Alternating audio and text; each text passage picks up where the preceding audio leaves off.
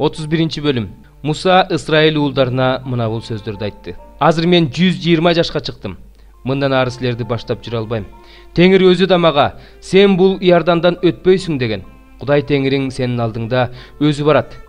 Ал бул элдерди сенин алдыңан жок кылат. Сен аларды кууп чыгасың. Теңир айткандай, жашыя сенин алдыңда болот. Теңир Аморлуктардын падышасы Сихон менен Окту жана алардын жерлерин кандай кылса, буларды да так ошондой кыйратат. Теңир аларды силердин колуңарга салып берет. Аларга мен буйругандай кылгыла. Бекем кайраттуу болгула. Алардан коркпогула. Үрөйүңөрдү учурбагыла, анткени Кудай Теңириңер өзү силер менен барат. Силерден алыстабайт, силерди таштабайт. Анан Муса Жашияны чакырып алып, Исраилдыктардын көзүнчө ага мындай деди: Бекем кайраттуу бол. Анткени сен бул эл менен Теңир ата-бабаларына убада кылган жерге барып, ал жерди ага бөлүп бересиң. Теңир өзү сенин алдыңда барат. Өзү сени менен болот. Сенден алыстабайт. Сени таштабайт. Коркпогун жана үрөйүң учпасын. Анан Муса бул мыйзамды жазып, аны ыйык кызмат кылуучуларга, Теңирдин келишим сандыгын көтөрүп жүргөн Леби уулдарына жана Исраил аксакалдарына берди. Муса аларга мындай деп осуяттады: 7 жылда бир болуучу кечирим жылында, алачыктар майрамында, бүткүл Исраил эли Кудай Теңириңдин алдында, ал өзү тандап алган жерге келгенде, бүткүл Исраил элине бул мыйзамды угуза окуп бер. Элиңди, эркектер менен аялдарды, балдарды, араңарда жашаган келгиндерди чогултуп кел. Алар бул мыйзамды угуп, Кудай Теңирден коркууну үйрөнүшсүн. Мыйзамдын баардык сөздөрүн аткарууга аракет кылышсын. Бул мыйзамды билбеген алардын балдары да силер ээлеш үчүн Иордандан өтүп бара жаткан жерде жашап жатканыңарда аны угуп Теңирден коркууну үйрөнүшсүн. Анан Теңир Мусага: Сенин өлө турган күнүң жакындап калды. Жашыяны чакыр. Экөөң жыйын чатырынын алдына келгиле. Мен ага көрсөтмө берем деди. Муса менен Жашыя жыйын чатырынын алдына келип турушту. Ошондо Теңир жыйын чатырына булут ичинде келди. Булут мамысы жыйын чатырынын алдында туруп калды. Анан Теңир Мусага мындай деди: Сен эми ата-бабаларыңа кошуласың.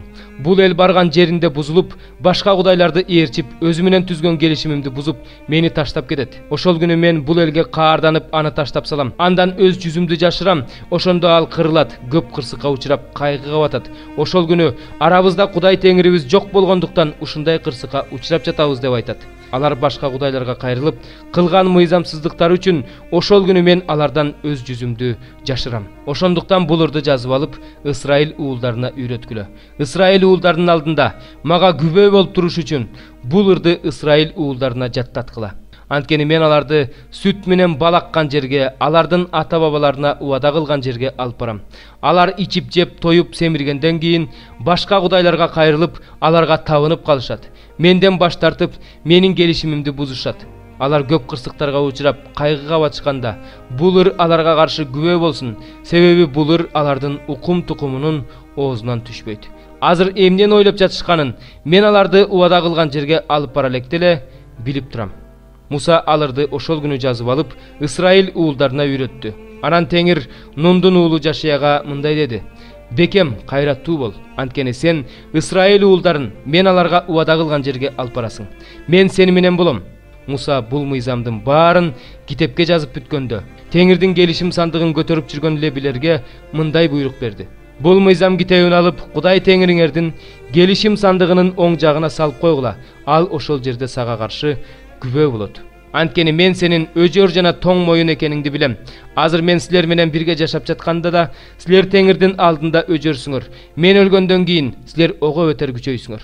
Мага уруу аксакалдарыңарды, көзөмөлдөөчүлөрүңөрдү чогултуп келгиле. Мен бул сөздөрдү аларга угуз айтып берейин. Аларга каршы асман менен жерди күбөгө тартайын. Анткени мен өлгөндөн кийин көрсөткөн жолдон чыгып бузуларыңарды билем. Теңирге жакпаган иштерди кылып, аны каардантканыңар үчүн акыркы күндөрү башыңарга мүшкүл түшөт. Муса бүткүл Исраил элине алырды аягына чейин ырдап берди. Мен сенин мыйзамыңды кандай жакшы көрөм. Күнү бою ошол жөнүндө ойлоном. Өз осуятың менен сен мени душмандарымдан акылдуу кылдың. Анткени ал дайыма мени менен. Мен өзүмдүн устаттарымдын баарынан акылдуу болуп калдым. Анткени мен сенин аяндарың жөнүндө ойлоном. Мен карыялардан да биларман болуп калдым. Анткени мен сенин буйруктарыңды сактап жүрөм. Сенин сөзүңдү сакташ үчүн буттарымды ар кандай жаман жолдордон сактайм. Сенин мыйзамдарыңдан кыйшайбайм. Анткени сен мени үйрөтүп жатасың. Сенин сөздөрүң менин таңдайыма кандай таттуу, алар менин оозума балдан да таттуу. Мен сенин буйруктарың аркылуу акылыма киргем. Ошондуктан ар кандай жалган жолду жек көрөм. Сенин сөзүң менин бутума шам, жолума түшкөн жарык. Мен сенин адилет мыйзамдарыңды сактоого убада бергем. Ошондуктан аткарам. Теңир, мен абдан кыйналдым. Өз сөзүң боюнча мени тирилт. Теңирим, менин оозумдан чыккан мактоо курмандыкты кабыл ал. Мага өзүңдүн адилет мыйзамыңды үйрөт. Менин жаным ар дайым коркунучта. Бирок сенин мыйзамыңды унутпайм. Ыймансыздар мага тор жайышты. Бирок мен сенин буйруктарыңдан бурулган жокмун. Сенин аяндарыңды түбөлүк мурас катары кабыл алдым. Анткени алар менин жүрөгүмдүн кубанычы. Мен жүрөгүмдү сенин буйруктарыңды түбөлүккө аягына чейин аткарууга бурдум. Адам баласынын ойлоп тапкандарын жек көрөм. Сенин мыйзамыңды болсо сүйөм. Сен менин коргоочумсуң жана калканымсың. Сенин сөзүңдөн үмүттөнөм. Ыймансыздар мага жолобогула. Мен өзүмдүн Кудайымдын мыйзамдарын сактайм. Мага өз сөзүң боюнча күч бер. Ошондо мен жашайм. Ишенгеним үчүн мени уятка калтырба. Мени колдо, ошондо мен куткарылам. Сенин мыйзамдарыңды дайыма түшүнүп турам. Өзүңдүн буйруктарыңдан баш тарткандардын баарын сен кулатасың. Анткени алардын айламалы алдамчылык. Жер үстүндөгү ыймансыз адамдардын баарын сен гүлдөй сапырасың. Ошондуктан мен сенин аяндарыңды сүйдүм. Сенин коркунучуңдан денем титрейт. Мен сенин жазаларыңдан да корком. 58 бөлүм. Катуу кыйкыр, токтобо, үнүңдү сурнайдай бийик чыгар. Менин элиме өз мыйзамсыздыгын көрсөт. Жакыпка өз күнөөлөрүн көрсөт. Алар адилеттүү иш кылган, өз Кудайынын мыйзамдарын таштабаган эл сыяктанып, күн сайын мени издешет. Менин жолдорумду билгилери келет. Алар менден адилеттүү сот тууралуу сурашат. Кудайга жакындагылар келет. Эмне үчүн биз орозо туттук? Сен болсо көрбөйсүң. Эмне үчүн биз жаныбызды кыйнадык? Сен болсо билбейсиң. Силер орозо кармаган күнү өз эркиңерди аткарасыңар. Башкалардан оор жумуштарды талап кыласыңар. Силер талаш тартыш, уруш чатак үчүн, башкаларды кылмыштуу колуңар менен уруш үчүн орозо кармап жатасыңар. Ушул учурда силер үнүңөр асманга угулуш үчүн орозо кармап жаткан жоксуңар. Мен тандап алган орозо ушундай беле. Мен тандап алган күн ушундай беле. Ал күнү адам өз жанын кыйнайт. Башын камыштай шылкыйтат, өзүнүн алдына зумбал жана гүл төшөйт. Ушуну Кудайга жаккан орозо деп, Кудайга жаккан күн деп айта аласыңбы? Мен тандап алган орозо мындай. Калптын кишендерин бошот, эзүүнүн кишендерин чеч, эзилгендерди эркиндикке чыгар. Ар кандай моюн турукту алып сал. Ачка киши менен наныңды бөлүш. Тентип жүргөн жакырларды үйүңө киргиз. Жылаңачты көрсөң ага кийим кийгиз. Каны бир жакыныңдан жашынба. Ошондо сенин жарыгың таң шооласындай төгүлөт. Айыгууң тез арада келет, чындыгың алдыңда жүрөт. Теңирдин даңкы сени коштоп жүрөт. Ошондо сен чакырасың, Теңир угат.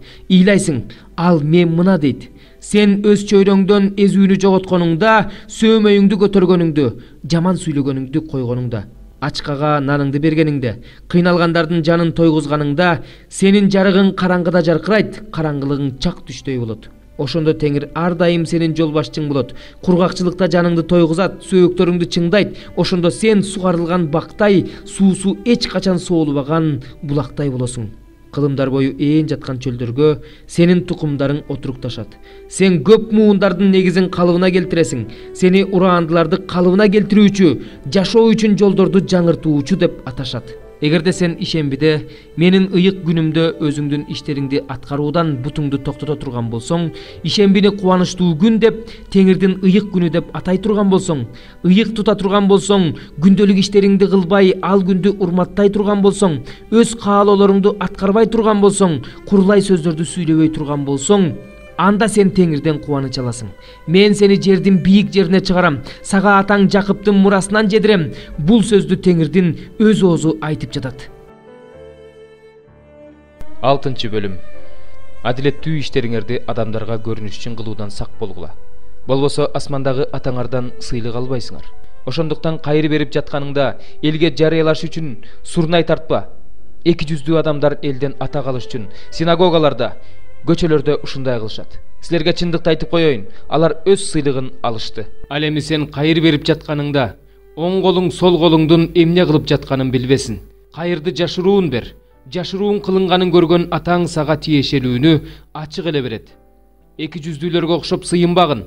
Алар адамдарга көрүнүш үчүн синагогаларда жана көчөлөрдүн бурч-бурчтарында туруп алып сыйынганды жакшы көрүшөт. Силерге чындыкты айтып коеюн, алар өз сыйлыгын алышты. Ал эми сен сыйынаарда бөлмөңө кирип эшигиңди жап да, көрүнбөгөн атаңа сыйын. Жашыруун сыйынганыңды көргөн атаң сага тиешелүүнү ачык эле берет. Бутпарастарга окшоп ашык сөздөрдү айтып сыйынбагыла. Себеби алар көп сүйлөсөк сыйынуубуз угулат деп ойлошот. Ошондуктан алардай болбогула. Анткени эмнеге муктаж экениңерди атаңар сурайы элегиңер деле билет. Силер болсо мындай сыйынгыла. Асмандагы атабыз, сенин ысмың ыйык тутулсун. Сенин падышачылыгың келсин. Асмандагыдай эле жерде да сенин эркиң аткарылсын. Бизге күнүмдүк наныбызды бер. Бизге жамандык кылгандарды кечиргенибиздей, сен да биздин күнөөлөрүбүздү кечире көр. Азгырлыгыбызга жол бербе. Бизди жамандыктан сакта. Анткени падышачылык да, күч да, даңк да түбөлүккө сага таандык. Амин. Эгерде силер башкалардын күнөөлөрүн кечирсеңер, анда асмандагы атаңар да силерди кечирет. Эгерде башкалардын күнөөлөрүн кечирбесеңер, анда атаңар да силердин күнөөлөрүңөрдү кечирбейт. Ошондой эле орозо кармаганыңарда эки жүздүүлөргө окшоп кабагыңарды салбагыла. Алар өздөрүнүн орозо кармап жатканын адамдарга көрсөтүш үчүн кабагын бүркөп алышат. Силерге чындыкты айтып коеюн, алар өз сыйлыгын алышты. Ошентип сен өзүңдүн орозо кармап жатканыңды адамдарга эмес, көрүнбөгөн атаңа көрсөтүш үчүн башыңды майлап бетиңди жуу, жашыруун орозо кармаганыңды көргөн атаң сага тиешелүүнү ачык эле берет. Жер үстүндө байлык жыйнабагыла. Жерде аларды күбө жейт, дат басат. Уурлар үйдүн түбүн казып кирип уурдап кетишет. Андан көрө байлыкты асманга жыйнагыла. Асманда аларды күбө жебейт, дат баспайт. Уурлар үйдүн түбүн казып киришпейт да уурдап кетишпейт. Байлыгыңар кайсы жерде болсо, жүрөгүңөр да ошол жерде болот. Дененин чырагы көз. Эгерде көзүң таза болсо, анда бүт денең жарык болот. Эгерде көзүң жаман болсо, анда бүт денең караңгы болот. Эгерде сендеги жарык караңгы болсо, анда ал кандай коркунучтуу караңгылык. Эч ким эки кожоюнга кул боло албайт. Бирин жаман көрүп, бирин жакшы көрөт. Бирине жан дили менен берилип, экинчисин барк албайт. Бир эле учурда Кудайга да, байлыкка да кызмат кыла албайсыңар. Ошондуктан силерге айтарым, эмне ичип, эмне жейбиз деп, жаныңар үчүн, эмне кийебиз деп, денеңер үчүн түйшүк тартпагыла. Тамакка караганда жан, кийимге караганда дене кымбат эмеспи? Асмандагы канаттууларды карагылачы, алар эгин экпейт, оруп жыйбайт, кампага жыйнабайт. Бирок асмандагы атаңар аларды азыктандырат. Алардан силер канча эсе артыксыңар. Кимиңер түйшүк тартуу менен боюңарды бир чыканак өстүрө аласыңар. Кийим үчүн эмнеге түйшүк тартасыңар? Таладагы лилия гүлдөрүнүн кантип өсүп жатканын карагылачы. Алар эмгектенбейт, жиби ирибейт. Бирок силерге айтып коеюн, атүгүл атак даңктуу Сулайман да булардын бириндей кийинген эмес. Бүгүн талаада өсүп турган, эртең болсо отко ыргытыла турган чөптү Кудай ушундай кийиндирсе, силерди алардан артык кийиндирбейби? Ишеними аздар. Ошондуктан эмне жейбиз, эмне чебиз, же эмне кийебиз деп түйшүк тартпагыла. Анткени бутпарастар булардын баары үчүн түйшүк тартышат. Ал эми силердин ушунун баарына муктаж экениңерди асмандагы атаңар билет. Баарынан мурда Кудайдын падышачылыгын жана адилеттигин издегиле. Ошондо мунун баары силерге кошулуп берилет. Ошондуктан эртеңки күн үчүн түйшүк тартпагыла. Эртеңки күн өз үчүн өзү түйшүк тартат. Ар бир күндүн өз түйшүгү өзүнө жетиштүү.